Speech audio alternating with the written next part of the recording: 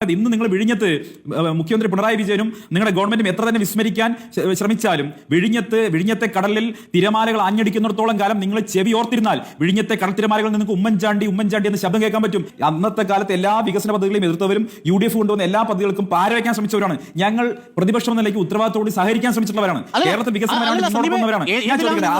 ഉമ്മൻചാണ്ടി കൊണ്ടുവന്നതുപോലെ സഹകരിക്കാൻ ശ്രമിച്ചോ? Publicity interest litigation എന്ന് പറഞ്ഞ് ഫോണിന്റെ കാര്യത്തിൽ, ക്യാമറയുടെ കാര്യത്തിൽ കോടതിയിൽ നിന്ന് പ്രഹരമേറ്റു വാങ്ങിയില്ലേ? ഇപ്പോൾ വയനാട് തുരങ്കപാതയുടെ കാര്യത്തിൽ നടക്കൂല എന്ന് തന്നെയല്ലേ പറഞ്ഞത്? വിഴിഞ്ഞം ഒരു ഘട്ടത്തിൽ തീരദേശത്തെ മത്സ്യത്തൊഴിലാളികളുമായിട്ട് ഒരു സംഘർഷം വരുമ്പോൾ അന്ന് അവർക്കൊപ്പം ചേർന്ന് നിന്നുകൊണ്ട് ഈ പദ്ധതി നടക്കൂല എന്ന് കെ സുധാകരൻ പറഞ്ഞിട്ടുണ്ട്. ഈ കെ മുരളീധരൻ പറഞ്ഞിട്ടുണ്ട്. പാത ഏറ്റെടുക്കുന്നതിന്റെ കാര്യത്തിൽ, ഭൂമി ഏറ്റെടുക്കുന്നതിന്റെ കാര്യത്തിൽ നടക്കൂല എന്ന് പറഞ്ഞിട്ടുണ്ട്. ആദ്യം പദ്ധതി, ലൈഫ് മിഷൻ പദ്ധതി പിരിച്ചുവിടുമെന്ന് പറഞ്ഞിട്ടുണ്ട് എം ഹസൻ. വിഴിഞ്ഞവുമായി ബന്ധപ്പെട്ടുകൊണ്ട് ആദ്യത്തെ 20 കൊല്ലം ഒരു രൂപ പോലും കേരളത്തിന് ലാഭവിഹിതമില്ല എന്നും 21ാം വർഷം മുതൽ ഓരോ ശതമാനം കൂടി 40 വർഷമാകുമ്പോൾ ആകെ 20% ലാഭം കിട്ടുമെന്നും 40 വർഷത്തിന് ശേഷം ആ എഗ്രിമെന്റ് മറ്റൊരു 20 വർഷം കൂടി എക്സ്റ്റെൻഡ് ചെയ്യാമെന്നുള്ള കണ്ടീഷനെ ഞങ്ങൾ എതിർത്തു. ആ കണ്ടീഷനെ ഇപ്പോഴും ഞങ്ങൾ എതിർക്കുന്നു. അത് കേരളത്തിന് അനുകൂലമായിട്ടുള്ള കണ്ടീഷൻ അല്ല. പിന്നെ ഇപ്പോഴും ആ കല്ലിട്ട് പോയിട്ടും 17 വർഷം മുമ്പ് പൂർത്തീകരിക്കുമ്പോൾ ശ്രീ വി ഡി സതീശൻ പറഞ്ഞൊരു വാചകമുണ്ട്, കപ്പല് പോയിട്ട് ഒരു ബോട്ട് പോലും വിഴിഞ്ഞത്തിറങ്ങില്ലെന്ന് പ്രഖ്യാപിച്ച നേതാവിന്റെ പേരാ വി ഡി സതീശൻ. അവിടെ വലിയ തരത്തിൽ ക്രെയിൻ വരുമ്പോൾ ഉദ്ഘാടന മഹാമഹത്തിന് ഞാൻ പോകില്ലെന്ന് 6 മാസം മുമ്പ് പറഞ്ഞ് ബഹിഷ്കരിച്ച ആളാണ് വി ഡി സതീശൻ. എന്നിട്ട് എങ്ങനെയാ ഇപ്പോ 2ാം ഘട്ട ഉദ്ഘാടനത്തിന് ഏറ്റവും മുന്നിൽ പോയി ചിരിച്ചുകൊണ്ട് നിന്നത്? എങ്ങനെ സാധിച്ചു? It is not a public interest litigation, it is a publicity interest litigation എന്ന് ഈ രാജ്യത്ത് ഏതെങ്കിലും പ്രതിപക്ഷ നേതാവിനെതിരെ ഹൈക്കോടതി പറഞ്ഞിട്ടുണ്ടെങ്കിൽ, ചീഫ് ജസ്റ്റിസ് പറഞ്ഞിട്ടുണ്ടെങ്കിൽ, ഏതോ ഒരു ചീഫ് ജസ്റ്റിസ് എന്തോ പറഞ്ഞു എന്ന് പറഞ്ഞ് പുച്ഛിച്ച് തള്ളും നമ്മൾ കണ്ടില്ലേ? രാഷ്ട്രീയ ധാർമ്മികത എന്ന് പറഞ്ഞാൽ മുഖ്യമന്ത്രിയിൽ നിന്ന് മാത്രം പ്രതീക്ഷിച്ചാൽ പോരാ, അത് പ്രതിപക്ഷ നേതാവിന് ഉണ്ട് എന്നൊരു അഫിഡവിറ്റ് ഫയൽ ചെയ്യണമെന്ന് ഈ രാജ്യത്ത് ഏതെങ്കിലും ഒരു പ്രതിപക്ഷ നേതാവിനോട് ചീഫ് ജസ്റ്റിസ് പറഞ്ഞിട്ടുണ്ടോ? ഉണ്ട്. ശ്രീ വി ഡി സതീശനെതിരെ സ്പ്ലിംഗറുമായി ബന്ധപ്പെട്ടുകൊണ്ട് എത്രയോ അഴിമതി ആരോപണം നിങ്ങൾ ഉന്നയിച്ചു. ഒരെണ്ണം തെളിയിക്കാൻ കഴിഞ്ഞോ? ജലമെട്രോ, AI camera, high speed fibre internet കണക്ഷന്റെ ഫോൺ എല്ലാം അങ്ങ് കീറിപ്പറിച്ച് പള്ളക്കളഞ്ഞില്ലേ നിങ്ങളുടെ കേസിന്റെ ഫയലിൽ? ഏതെങ്കിലും ഒരു വിജയം നിങ്ങൾക്ക് ഹൈക്കോടതിയിൽ ഉണ്ടാക്കാൻ കഴിഞ്ഞോ? ഇല്ലല്ലോ. നിങ്ങൾ ഉന്നയിച്ച എല്ലാ ആരോപണങ്ങളും തെറ്റാണ്, വ്യാജമാണ് എന്ന് ബോധ്യപ്പെടുന്ന സാഹചര്യം ഉണ്ടായി. അതുപോലെ താങ്കൾ പറഞ്ഞു ഞങ്ങൾ എതിർത്ത പദ്ധതി എന്താ? പൊതുവിദ്യാഭ്യാസത്തെ നിങ്ങൾ എതിർത്തു, ലൈഫ് പദ്ധതിയെ നിങ്ങൾ എതിർത്തു, ആദ്രം പദ്ധതിയെ നിങ്ങൾ എതിർത്തു, കേരള ബാങ്കിനെ നിങ്ങൾ എതിർത്തു, കുടുംബശ്രീയുടെ പേര് മാറ്റി തകർക്കാൻ നിങ്ങൾ ശ്രമിച്ചു, മാവേലി സ്റ്റോറിനെ നിങ്ങൾ എതിർത്തു, സപ്ലൈകോയെ നിങ്ങൾ എതിർത്തു, ദേശീയപാത ഒരിക്കലും പൂർത്തീകരിക്കാൻ കഴിയില്ലെന്ന് നിങ്ങൾ പ്രഖ്യാപിച്ചു. അതോടൊപ്പം തന്നെ തുരങ്കപാതയെ നിങ്ങൾ എതിർത്തു, അതിവേഗ പാതയെ എതിർത്തു, കൊച്ചി ഇടമൻ പാതയെ എതിർത്തു. എന്നിട്ടും ഞങ്ങൾ ഇവിടെ കിടപ്പാടം ജപ്തി ചെയ്യുന്നത് അടക്കമുള്ള അതിനെതിരെ നിയമനിർമ്മാണം നടത്തി, വന്യജീവി ആക്രമണത്തിനെതിരെ നിയമനിർമ്മാണം നടത്തി, ഭൂപതിവ് പട്ടയുമായി ബന്ധപ്പെട്ടുകൊണ്ട് ഇടുക്കി ജനതയുടെ പ്രശ്നം പരിഹരിച്ചു. ശബരി റെയിൽപാത താങ്കൾക്കറിയോ? ഇന്ത്യയിൽ എവിടെയെങ്കിലും റെയിൽവേക്ക് വേണ്ടി സംസ്ഥാന ഗവൺമെന്റ് പണം മുടക്കേണ്ടി വന്നെങ്കിൽ അതിപ്പോ ശബരി റെയിൽവേക്ക് 50% ഈ കേരളം കൊടുക്കേണ്ടി വരുന്നു. ശബരിമലയിൽ വിമാനത്താവളവും വരും. അതിവേഗപാത നിങ്ങൾ എത്ര എതിർത്താലും ഈ കേരളത്തിൽ വരും. ഒറ്റ പ്രശ്നം, അത് റെയിൽവേ യൂണിയൻ ലിസ്റ്റിലായി പോയി, അല്ലെങ്കിൽ കാണാമായിരുന്നു. സംസ്ഥാന ഗവൺമെന്റ് തന്നെ മറ്റു രൂപത്തിൽ കൊണ്ടുവരുന്നത് നമുക്ക് കാണാമായിരുന്നു. ചെല്ലാനത്തും അതുപോലെ തന്നെ നമുക്കറിയാം മുനമ്പത്തുമെല്ലാം ആ പ്രശ്നത്തെ ആളിക്കത്തിക്കാൻ ശ്രമിച്ചത് ആരാ? എവിടെ ചെല്ലാനം? എവിടെ? അതുപോലെ തന്നെ മുനമ്പം എവിടെ പോയി? മുനമ്പം KSRTC ഒരു ദിവസം 13 കോടി രൂപ ലാഭത്തിലായി മാറി. നിങ്ങളുടെ കാലത്ത് അടച്ചുപൂട്ടുമെന്ന് KSRTCയുടെ മന്ത്രി തന്നെ പ്രഖ്യാപിച്ചതാ. ഏതു മേഖലയാണ് കേരളം പിന്നിൽ? നമുക്ക് സംവദിക്കാം, കണക്കുകൾ വെച്ച് സംവദിക്കാം. നിങ്ങൾ ഇങ്ങനെ ഊഹാപോഹങ്ങളും നുണപ്രചരണം വ്യാജ വാർത്തകളുമായിട്ട് ഇറങ്ങിത്തിരിക്കെ ഞങ്ങൾ വികസനവുമായിട്ട് ജനങ്ങളിലേക്ക് ഇറങ്ങും. ഈ നേട്ടങ്ങൾക്ക് ഒരു തുടർച്ച വേണമെന്ന് കേരളത്തിലെ ജനങ്ങൾ ആഗ്രഹിക്കുന്നുണ്ട്. ആ തുടർച്ച ഉണ്ടാകും. അത് 2021 ഞങ്ങൾക്ക് കിട്ടി, 2026 2030 ഞങ്ങൾക്ക് കിട്ടും. ജനങ്ങൾ വികസനത്തോടൊപ്പമാണ്, ഒരു സംശയം വേണ്ട. ഒരു കാര്യം പറയാം, ഇപ്പൊ ഗോവിന്ദ മാഷ് യാത്ര പോകുന്ന സമയത്ത് അദ്ദേഹത്തിന് എല്ലാ വേദിയിലും ഉദ്ധരിക്കാൻ കഴിയുന്ന ഒരു ബൈബിൾ വാചകം കൊണ്ട്, അത് സ്നാപയോഹനം പറഞ്ഞതാണ്. എനിക്ക് പുറകെ വരുന്നവന്റെ ചെരുപ്പിന്റെ വാറഴിക്കാനുള്ള യോഗ്യത പോലും എനിക്കില്ല എന്ന് സ്നാപയോഹനം പറഞ്ഞതുപോലെ അദ്ദേഹത്തിന് എല്ലാ വേദിയിലും അത് ആവർത്തിക്കാം. പുറകെ വരുന്നത് കേരളത്തിന്റെ പ്രതിപക്ഷ നേതാവ് ശ്രീ വി ഡി സതീശനാണ്. അദ്ദേഹം കേരളത്തിലെ ജനങ്ങളുടെ മനസാക്ഷി ഏറ്റുവാങ്ങിക്കൊണ്ട്, മനസാക്ഷിയുടെ അംഗീകാരം ഏറ്റുവാങ്ങിക്കൊണ്ടാണ്, UDFന് അനുകൂലമായിട്ടുള്ള ജനവികാരം ഏറ്റുവാങ്ങിക്കൊണ്ടാണ് ഗോൾവാൾക്കരുടെ ചിത്രത്തിന് മുന്നിൽ നിലവിളക്ക് കൊളുത്തി മാലയിട്ട് തിരികൊളുത്തിയത്. അദ്ദേഹം ആ കാര്യം വിശദീകരിച്ചിട്ടുണ്ടല്ലോ.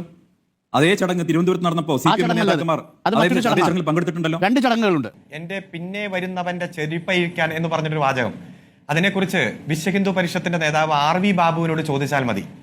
ഈ ശ്രീ വി ഡി സതീശൻ പറവൂരിലെ തെരഞ്ഞെടുപ്പിൽ വിജയിച്ചപ്പോഴെല്ലാം തലയിൽ തുണിയിട്ട് പോയി വോട്ട് തേടിയത് ആരുടേതായിരുന്നു എന്ന് ശ്രീ RV ബാബു പല ഘട്ടത്തിലും പറയുന്ന വീഡിയോ ഉണ്ട്. ഞാൻ അങ്ങേക്ക് അയച്ചു തരാം. അതേപോലെ തന്നെ ഇവിടെ ചോദിച്ചല്ലോ, ഗോൾവർക്കറുടെ ചിത്രത്തിന്റെ മുന്നിൽ പോയി കത്തിച്ചതും, അതുപോലെ തന്നെ തിണ്ണ നിരങ്ങാൻ വന്നത് എവിടെ ഇരുന്ന് തിണ്ണയിൽ നിരങ്ങി മറിഞ്ഞു പോയെന്നും പ്രൈവറ്റ് വാഹനത്തിൽ പോയി കൊച്ചിയിൽ പോയി ബിഷപ്പും മറ്റുള്ളവരെയും കാണാൻ പോയതും ഇതൊക്കെ നമ്മുടെ മുന്നിലുണ്ട്. അപ്പൊ വർത്തമാനം ഒന്ന്, പ്രവൃത്തി മറ്റൊന്ന്. ഇത് കേരളത്തിലെ ജനങ്ങൾ കൃത്യമായിട്ട് തന്നെ കാണുന്നുണ്ട്. അതുകൊണ്ട് ഞാൻ ഇപ്പോ അതിൽ കൂടുതലായിട്ടൊന്നും പറയുന്നില്ല. പിന്നെ ഇപ്പൊ വൈദ്യുതിയുടെ ഞാൻ പറഞ്ഞല്ലോ, 5 വർഷം UDF കാലം 2011 മുതൽ 16 വരെ കൂടുതലായിട്ട് ഉത്പാദിപ്പിച്ചത് 88 മെഗാവാട്ട് മാത്രമാണ്. 2016 മുതൽ 2025 വരെ 1440 മെഗാവാട്ട് കൂടുതലായിട്ട് ഉത്പാദിപ്പിക്കപ്പെടുന്ന സാഹചര്യം. ഇതെല്ലാം പറയുന്ന വസ്തുതയാണ് നമ്മുടെ മുന്നിൽ. ഞങ്ങൾ UDF അധികാരത്തിൽ വന്നാൽ പൊതുവിദ്യാഭ്യാസ യജ്ഞം അവസാനിപ്പിക്കും. ഞങ്ങൾ UDF അധികാരത്തിൽ വന്നാൽ ലൈഫ് മിഷൻ പിരിച്ചുവിടും. ഞങ്ങൾ കേരളത്തിൽ അധികാരത്തിൽ വന്നാൽ ആദരം പദ്ധതി അവസാനിപ്പിക്കും. ഞങ്ങൾ കേരളത്തിൽ അധികാരത്തിൽ വന്നാൽ കേരള ബാങ്ക് പിരിച്ചുവിടും. നിങ്ങളുടെ UDF കൺവീനറായിരുന്ന MM ഹസൻ പറഞ്ഞ വാചകം തന്നെയല്ലേ ഈ വാചകം? അതുപോലെ ദേശീയപാത പണി പൂർത്തീകരിച്ച് ഏതെങ്കിലും സ്ട്രക്ചർ ഈ നാടിന് സമർപ്പിക്കാൻ കഴിയുമെന്ന് താങ്കൾ സ്വപ്നം കാണണ്ട പിണറായി വിജയ എന്ന് പ്രസംഗിച്ചത് ശ്രീ K മുരളീധരനല്ലേ? വിഴിഞ്ഞം പദ്ധതി അങ്ങനെ പണി പൂർത്തീകരിക്കാൻ താങ്കൾ കഴിയുമെന്ന് പ്രതീക്ഷിക്കേണ്ട എന്ന് പ്രസംഗിച്ച നേതാവ് K മുരളീധരൻ, VD സതീശൻ, അതുപോലെ K സുധാകരൻ, 3 പേര് പ്രസംഗിച്ചില്ലേ? ഈ തുരങ്കപാത ഒരിക്കലും ഞങ്ങൾ അനുവദിക്കില്ല എന്ന് പ്രസംഗിച്ച നേതാവിന്റെ പേര് ശ്രീ VD സതീശൻ എന്നല്ലേ? അതിവേഗപാത കേരളത്തിൽ അനുവദിക്കില്ല എന്ന് പ്രസംഗിച്ചയാൾ K സുധാകരനല്ലേ? ഈ കഴിഞ്ഞ ആഴ്ച വരെ അതിനെതിരെ പ്രസംഗിച്ചയാളല്ലേ ശ്രീ VD സതീശൻ? ഇടമൺ കൊച്ചി പാത ഒരിക്കലും, വൈദ്യുതി ലൈൻ പാത ഒരിക്കലും ഞങ്ങൾ അനുവദിക്കില്ലെന്ന് എത്രയോ UDF നേതാക്കന്മാർ പറഞ്ഞു. 17 വർഷം മുമ്പ് ഒരു പദ്ധതി, വികസന പദ്ധതി, ലോകത്ത് മദർഷിപ്പ് വരുന്ന ഏറ്റവും വലിയ 3 തുറമുഖങ്ങളിൽ ഒന്നായി 17 വർഷം മുമ്പ് പണി പൂർത്തീകരിക്കാൻ കഴിയുക. ഏതെങ്കിലും വികസന പ്രവർത്തനം ഒരു നിശ്ചയിച്ച ഡേറ്റിനേക്കാൾ 1-2 വർഷം മുമ്പ് ചിലപ്പോൾ പൂർത്തീകരിച്ചിട്ടുണ്ടാവും. 17 വർഷം 2045 പൂർത്തീകരിക്കേണ്ടത് 2028 പൂർത്തീകരിക്കുന്നു. എത്രയാ കേന്ദ്രത്തിന്റെ വിഹിതം? എത്രയാ സംസ്ഥാനം ചെലവഴിച്ചത് നമുക്കറിയാം. എത്ര വലിയ തിരിച്ചു പിടിച്ചവരാ കേന്ദ്രം. എന്നിട്ട് പറയാ ഒറ്റ മിനിറ്റ് അദാനിയുടെ മിടുക്കൊക്കെ അവിടെ നിൽക്കട്ടെ. പണം കേരളം മുടക്കിയത് എത്രയാ താങ്കൾക്കറിയാം? 28 സംസ്ഥാനങ്ങളിൽ 27 സംസ്ഥാനങ്ങളിലും ദേശീയപാതയ്ക്ക് വേണ്ടി പണം മുടക്കിയതാരാ? ഭൂമി ഏറ്റെടുക്കാൻ പണം മുടക്കിയതാരാ? കേരളം മുടക്കിയത് എത്രയാ? 5580 കോടി രൂപ അന്ന്. ഇപ്പോൾ 6500 കോടി രൂപ കഴിഞ്ഞിരിക്കുന്നു. അതുപോലെ ഓരോന്ന് എടുത്തു നോക്കി. ദേശീയ തലത്തിൽ വന്ന വികസനം തന്നെയാണോ കേരളത്തിൽ വന്നത്? സുസ്ഥിര വികസന സൂചികയിലും മാനവ വിഭവ സൂചികയിലും ഒന്നിച്ചു നിൽക്കുന്ന, ഏറ്റവും ഒന്നാമതായി നിൽക്കുന്ന സംസ്ഥാനം കേരളം എന്ന് കണ്ടെത്തി ഡൽഹിയിൽ കൊണ്ടുപോയി നിരവധി അവാർഡ് കേന്ദ്ര ഗവൺമെന്റ് തന്നെ കേരളത്തിന് കൊടുത്തില്ലേ? സാമ്പത്തിക അവലോകന റിപ്പോർട്ട് ജനുവരി മാസം 31 പാർലമെന്റിൽ മേശപ്പുറത്ത് നിർമ്മലാ സീതാരാമൻ വയ്ക്കുമ്പോൾ എത്ര തവണയാണ് കേരളത്തിന്റെ പേര് പരാമർശിച്ചത്? അതിദാരിദ്ര്യ സർവേ നടത്തി അതിദാരിദ്ര്യത്തെ നിർമ്മാർജ്ജനം ചെയ്തത് ഉൾപ്പെടെ ഓരോ രംഗത്തും നമ്മൾ നേടിയ നേട്ടങ്ങൾ എണ്ണമറ്റ് BJPയുടെ ഗവൺമെന്റ് തന്നെ നിരത്തിയതിനു ശേഷം നയാ പൈസ നമുക്ക് തന്നില്ല. എയിംസുമായി ബന്ധപ്പെട്ടുകൊണ്ട് ഇവിടെ ഒരു പ്രതീതി പറഞ്ഞല്ലോ. എന്താ? 2023 ജൂൺ മാസത്തിൽ തന്നെ ഇവിടെ കോഴിക്കോട് ജില്ലയിൽ 208 ഏക്കർ ഏറ്റെടുത്തങ്ങ് കൈമാറി. അതിനുശേഷം ഇൻ പ്രിൻസിപ്പിൾ അപ്രൂവൽ തന്നെ തന്നു കേന്ദ്ര ആരോഗ്യമന്ത്രി. എന്നിട്ട് കേരളത്തിലെ വീണ ജോർജ് മന്ത്രിക്ക് കത്തയച്ചു. ഇൻ പ്രിൻസിപ്പിൾ അപ്രൂവൽ നൽകുന്നു, അടുത്ത പ്രഖ്യാപനം ഉണ്ടാകും എന്ന് പറഞ്ഞുകൊണ്ട്. ഇത് സച്ചിൻ ദേവ് MLA മണ്ഡലത്തിലാണ്. ഞാൻ അതിന്റെ വിവരങ്ങൾ ഞാൻ അയച്ചു തരാം. എന്നിട്ട് പറയാണ് ഇപ്പൊ സ്ഥലം ഏറ്റെടുത്തിട്ടില്ല. അതിവേഗ പാതയുമായി ബന്ധപ്പെട്ടുകൊണ്ട് 2020 ജൂൺ മാസം 16-ാം തീയതി DPR അങ്ങ് റെയിൽവേ മന്ത്രാലയത്തിന് കൊടുത്തതാ. 6 കൊല്ലമായി അടയിരിക്കുന്നു. ഇതിനിടയിൽ 12 സംസ്ഥാനങ്ങളെ കൂട്ടിയോജിപ്പിക്കുന്ന നിരവധി പദ്ധതികൾക്ക് അനുവാദം കൊടുത്തു. ഇതിനിടയിൽ പല ചോദ്യങ്ങൾ ചോദിച്ചു, മറുപടി കൊടുത്തു, മാറ്റങ്ങൾ നിർദ്ദേശിച്ചു, ആ മാറ്റം അംഗീകരിച്ചു, സംയുക്ത പരിശോധന നടത്തി. എന്തിയെ കേരളത്തിന് മാത്രം ഒന്നും തരില്ല? ചൂരൽമല മുണ്ടക്കൈ ദുരന്തം എന്താ? ഇന്ത്യ കണ്ടിട്ടുള്ള പ്രകൃതി ദുരന്തങ്ങളിൽ ഏറ്റവും വലുത്. 2-3 എടുത്താൽ അതിൽ പെട്ടതല്ലേ? ഒന്നും തന്നോ? എത്രയാ തന്നത്? റീല് നിർമ്മിച്ച് പ്രചരിപ്പിച്ചു എന്നല്ലാതെ ഈ കേരളം എന്ന വാക്ക് കേൾക്കുമ്പോൾ എന്താ എത്ര ബുദ്ധിമുട്ട്? ഏത് ഗർഭിണികളായ സ്ത്രീകളെ എയർലിഫ്റ്റിംഗ് നടത്തിയ ആ എയറോപ്ലെയിന് കൊടുക്കേണ്ടി വന്നു നമ്മൾ 250 കോടി രൂപ. എന്താണ് കേരളത്തോട് മാത്രം ഇത്ര അവഗണന? എന്നിട്ടാ പറയുന്നത് വാരിക്കോരി തന്നു. അതുകൊണ്ട് കോൺഗ്രസും BJPയുമാണ് ഒറ്റമുഖം. അവർക്ക് കമ്മ്യൂണിസ്റ്റ് പാർട്ടി നേതൃത്വം കൊടുക്കുന്ന ഗവൺമെന്റ് രാജ്യത്ത് പാടില്ല. പ്രതിപക്ഷ നേതാവ് യാത്രയിൽ പറഞ്ഞൊരു വാചകം ഇങ്ങനെയാണ്: യഥാർത്ഥ ഇടത് UDF ആണ്, LDF തീവ്ര വലതുപക്ഷ പാർട്ടിയാണ്. തീപ്പൊരി വീണാൽ ആളിക്കത്തിക്കാൻ ശ്രമിക്കുന്നവർക്ക് തീപ്പന്തമെറിഞ്ഞു കൊടുക്കുകയാണ് CPIM സംഘപരിവാറിന്റെ അതേ പാതയിലാണ്. UDF, ജമാഅത്തെ ഇസ്ലാമി, മുസ്ലിം ലീഗ് ഇതൊക്കെ ചൂണ്ടിക്കാട്ടി CPM വിമർശനം ഉന്നയിക്കുന്ന അതേ ഭാഷയിലാണ് ഇന്ന് നിതിൻ നബീനും UDFനെ ജമാഅത്തെ ഇസ്ലാമി, മുസ്ലിം ലീഗ് തുടങ്ങിയ വാക്കുകൾ ഉപയോഗിച്ചുകൊണ്ട് വിമർശിക്കാൻ ശ്രമിച്ചത്.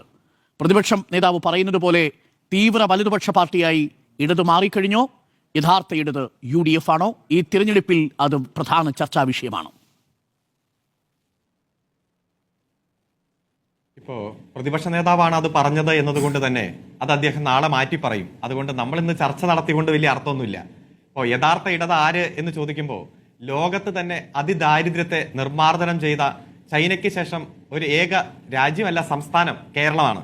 ലണ്ടനിൽ നിന്ന് ഇറങ്ങുന്ന വിഖ്യാത പത്രമായ ടൈംസ് അതിന്റെ പ്രിന്റ് എഡീഷണലിൽ വാർത്ത കൊടുത്തത് കേരളം ദാരിദ്ര്യത്തെ ചരിത്രത്തിന്റെ പേജുകളിലേക്ക് നാട് കടത്തി എന്ന തലക്കെട്ടോടെയാണ്. ഒന്ന് ആലോചിച്ച് നോക്കുക. ലണ്ടനിലെ പത്രമാണ്. വാഷിംഗ്ടൺ പോസ്റ്റിലടക്കം എ കമ്മ്യൂണിസ്റ്റ് സക്സസ് ലാൻഡ് എന്ന പേരിൽ വന്ന വാർത്തയും നമ്മുടെ മുന്നിലുണ്ട്. ഏറ്റവും സാധാരണക്കാരായ ജനങ്ങളെ അവരുടെ പട്ടിണി അവസാനിപ്പിച്ച് ജീവിതത്തിലേക്ക് കൈപിടിച്ചുയർത്തിയത് തുടങ്ങി എത്രയോ മാതൃകാപരമായ പ്രവർത്തനങ്ങൾ സമയബന്ധിതമായി പൂർത്തീകരിച്ച് അത് ജനങ്ങളെ അറിയിച്ചു. ഒന്നാം പിണറായി സർക്കാർ 600 കാര്യങ്ങളാണ് പ്രകടന പത്രികയിൽ ഉൾപ്പെടുത്തിയതെങ്കിൽ രണ്ടാം പിണറായി സർക്കാർ 900 കാര്യങ്ങളാണ് പ്രകടന പത്രികയിൽ ഉൾപ്പെടുത്തിയത്. അങ്ങനെ 1500 കാര്യങ്ങൾ. ആ ഒരു നവകേരള നിർമ്മിതിയിലേക്ക് ഒരു വിജ്ഞാന സമൂഹത്തെ വാർത്തെടുക്കാൻ 1500 കാര്യങ്ങളിൽ ഏകദേശം 1400ഓളം കാര്യങ്ങൾ നടത്തി പൂർത്തീകരിച്ചിരിക്കുന്നു. വികസിത രാജ്യങ്ങളെ വരെ നമ്മൾ പിന്നിലാക്കി. ശിശു മരണനിരക്കിൽ അമേരിക്കയെ വരെ പിന്നിലാക്കി നമ്മുടെ കുതിപ്പ് തുടരുകയാണ്. ലോകത്ത് കണ്ടിരിക്കേണ്ട ഏറ്റവും മനോഹരമായ പ്രദേശമായി ഈ കേരളം എല്ലാ രംഗത്തും കുതിച്ചു മുന്നേറുന്ന കാഴ്ച നാം കാണുന്നു. അങ്ങനെ കാണുമ്പോൾ ഈ 10 വർഷം ഈ ഗവൺമെന്റ് നടത്തിയ നേട്ടങ്ങൾ അത് പശ്ചാത്തല വികസന രംഗത്തും സാമൂഹ്യ സുരക്ഷാ രംഗത്തും വൻകിട വികസന പ്രവർത്തനങ്ങൾ സമയബന്ധിതമായി നടപ്പാക്കുന്ന കാര്യത്തിലും വാക്ക് കൃത്യമായി പാലിച്ച് ജനങ്ങൾക്ക് പ്രോഗ്രസ് റിപ്പോർട്ട് കൊടുക്കുന്നു. ഗവൺമെന്റിന്റെ പ്രോഗ്രസ് റിപ്പോർട്ട്. ആ പ്രോഗ്രസ് റിപ്പോർട്ട് തിരിച്ചു നോക്കുന്ന ജനങ്ങൾ, മറിച്ചും തിരിച്ചു നോക്കുന്ന ജനങ്ങൾ കൃത്യമായിട്ട് ബോധ്യപ്പെടുകയാണ് എന്തെല്ലാമാണ് ഈ നാട്ടിൽ വന്നിരിക്കുന്ന മാറ്റം. ആ മാറ്റം കൃത്യമായി ജനങ്ങൾ ഉൾക്കൊള്ളുകയാണ്.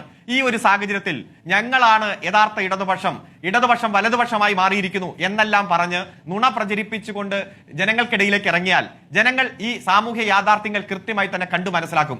ഒരു ദിവസം 133 പേർക്ക് അടച്ചുറപ്പുള്ള വീടിന്റെ താക്കോല് കൈമാറുകയാണ് ഈ ഗവൺമെന്റ്. ഒരു ദിവസം 120 പേർക്ക് പട്ടയം കൊടുക്കുകയാണ് ഈ ഗവൺമെന്റ്. ഒരു ദിവസം 87 ചെറുപ്പക്കാരികൾക്ക് സർക്കാർ നിയമനം കൊടുക്കുകയാണ് ഈ ഗവൺമെന്റ്. ഒരു വർഷം 10,000 കോടി രൂപയുടെ അടിസ്ഥാന വികസന പ്രവർത്തനങ്ങൾ കിഫ്ബിയുടെ നേതൃത്വത്തിൽ നടപ്പാക്കുകയാണ് ഈ ഗവൺമെന്റ്. 10 വർഷം കൊണ്ട് അത് കൃത്യമായി 93,500 കോടി കഴിഞ്ഞ് 1,00,000 കോടിയിലേക്ക് എത്തുകയാണ്. അതുപോലെ തന്നെ BMBC നിലവാരമുള്ള റോഡ് 18,000 കിലോമീറ്റർ. ഈ കേരളത്തിലുള്ള ആകെ PWD റോഡിന്റെ 62% BMBC നിലവാരത്തിലേക്ക് ഉയർത്തിയിരിക്കുന്നു. ഒരു ദിവസം 322 പുതിയ സംരംഭങ്ങൾ ആരംഭിച്ച നാടായി നമ്മുടെ നാട് മാറിയിരിക്കുകയാണ്. ഈ ഗവൺമെന്റ് വരുമ്പോൾ സ്റ്റാർട്ടപ്പുകളുടെ എണ്ണം 300 ആയിരുന്നു. അത് ഇപ്പോൾ 7,400 ആയിട്ട് മാറിയിരിക്കുന്നു. ഈ ഗവൺമെന്റ് 10 കൊല്ലം കൊണ്ട് തരിശുഭൂമി കൃഷി ചെയ്തത് 24,990 ഹെക്ടർ സ്ഥലമാണ് തരിശുഭൂമി കൃഷി ചെയ്തത്. ആഗോള ടൂറിസത്തിന്റെ ഭാഗമായി ഈ കേരളം ഇടം പിടിച്ചിരിക്കുന്നു. 6 മാസം കൊണ്ട് 1,23,72,000 പേരാണ് ഈ കേരളം സന്ദർശിച്ചത്. വൈദ്യുതി രംഗത്ത് 88 മെഗാവാട്ട് UDFന്റെ 5 വർഷക്കാലത്തെ വികസനമായിരുന്നെങ്കിൽ അത് 1,440 മെഗാവാട്ട് ആയിട്ട് ഉയർത്തപ്പെട്ടിരിക്കുന്നു. KSRTC അടക്കം ലാഭത്തിലേക്ക് കുതിച്ചു മുന്നേറുന്നു. ഇതെല്ലാം കണ്ടു മനസ്സിലാക്കി അതിന്റെ ഗുണഫലങ്ങൾ അനുഭവിക്കുന്ന ജനങ്ങളെ നോക്കി ആ കഴിഞ്ഞ 10 വർഷം ഒന്ന് എടുത്ത് പരിശോധിച്ച് കഴിഞ്ഞ UDFന്റെ 5 കൊല്ലം എന്ന് എടുത്ത് പരിശോധിക്കുകയും ഈ 10 വർഷവും താരതമ്യപ്പെടുത്തി നോക്കിയാൽ ജനങ്ങൾക്ക് കൃത്യമായി ബോധ്യമുണ്ട്. അതുകൊണ്ട് നുണ പ്രചരിപ്പിക്കുന്നവർ നുണ പ്രചരിപ്പിച്ചോട്ടെ, വ്യാജ പ്രചരണം നടത്തുന്നവർ പ്രചരിപ്പിച്ചോട്ടെ. അത് അദ്ദേഹം തന്നെ പിറ്റേ ദിവസം തിരുത്തി പറയേണ്ട സാഹചര്യം വരും. അതുകൊണ്ട് ഞങ്ങൾ കൃത്യമായി വികസനത്തിന്റെ രാഷ്ട്രീയം തന്നെയാണ് ജനങ്ങൾക്ക് മുന്നിൽ അവതരിപ്പിക്കുന്നത്. അത് തന്നെയാണ് ജനങ്ങൾ 10,000-കണക്കിന് ജനങ്ങൾ ഞങ്ങളുടെ സ്വീകരണ കേന്ദ്രങ്ങളിലേക്ക് എത്തിച്ചേർന്നുകൊണ്ടിരിക്കുന്നത് 3 മേഖലാ ജാഥകളിലും. ഈ നേട്ടങ്ങൾ എണ്ണിപ്പറയുന്നതിന് പകരം ഒരു ഭാഗത്ത് നിങ്ങൾ അപകടകരമായ ഒരു വർഗീയ ലൈൻ സ്വീകരിക്കുന്നുണ്ടെന്നുള്ളതാണ് ഇന്നിപ്പോൾ പ്രതിപക്ഷ നേതാവ് പറഞ്ഞു വെച്ചത്. KS അരുൺകുമാർ, പ്രതിപക്ഷ നേതാവ് കുറച്ച് നാളായിട്ട് അത് ആവർത്തിച്ചുകൊണ്ടിരിക്കുമ്പോൾ ജമാഅത്തെ ഇസ്ലാമിയുടെ അമീർ തന്നെ പറഞ്ഞല്ലോ, ഞങ്ങൾ മതരാഷ്ട്ര നിർമ്മിതിയിൽ നിന്ന് പുറകോട്ട് പോയിട്ടില്ല. ഞങ്ങളുടെ പ്രഖ്യാപിതമായിട്ടുള്ള ലക്ഷ്യം പൊളിറ്റിക്കൽ ഇസ്ലാം തന്നെയാണ്. ഇദ്ദേഹത്തിന് ഏത് ആരോപണം ഉന്നയിക്കാം. ഇവിടെ കൃത്യമായി ഞങ്ങളുടെ നിലപാട് വ്യക്തമാക്കിയിട്ടുണ്ട്. ഞങ്ങൾക്ക് ഭൂരിപക്ഷ വർഗീയതയുടെയും വോട്ട് വേണ്ട, ന്യൂനപക്ഷ വർഗീയതയുടെയും വോട്ട് വേണ്ട, ജനാധിപത്യവാദികളുടെ മതി. ഇപ്പോഴത്തെ ഈ ഘട്ടത്തിൽ ഒരു തെരഞ്ഞെടുപ്പ് വിജയിക്കണമെങ്കിൽ, എങ്ങനെയെങ്കിലും ഭരണത്തിലേക്ക് തിരിച്ചു വരണമെങ്കിൽ UDFന് ഈ മതരാഷ്ട്രവാദികളുടെ വോട്ട് കിട്ടിയേ തീരൂ.